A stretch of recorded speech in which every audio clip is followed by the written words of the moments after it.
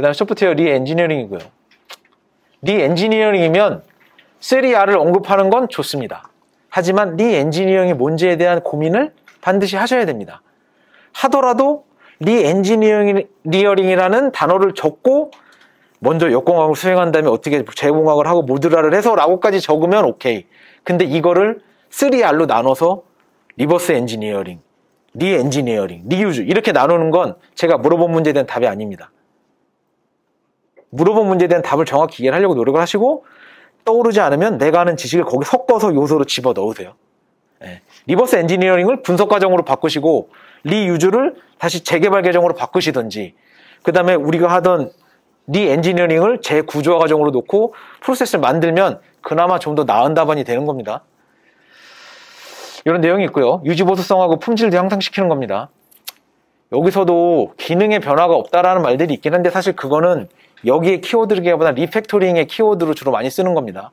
배드 스멜이나 기능의 변화 없이 성능을 향상시킨다는 거. 리팩토링하고 아주 틀린 개념은 아니지만 그렇다고 완전히 똑같이 쓰는 개념도 아니니까 그거는 조금 구분하시면 더 좋을 것 같고요. 프로세스가 있습니다. 이런 걸 아시면 더 좋긴 하겠죠. 그러나 모르면 아까처럼 응용을 해도 된다. 이런 내용을 마치고 중요한 건 여러 활용 기법들이 중요하다.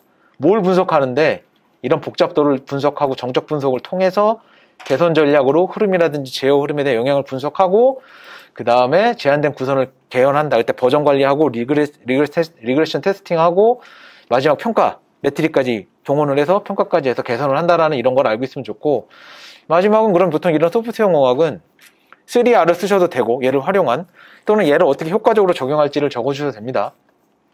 그래서 기본적으로 역공학을 선행하는 게 좋다라고 써주면 훨씬 이해가 잘 간다는 거죠.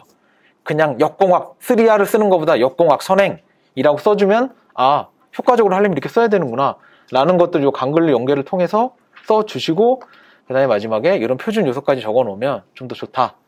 그리고 마지막에는 이런 유지보수에 활용되는 원칙 같은 거 적고 마지막에 일반적인 개선 프로세스 SDS 관리를 적었습니다.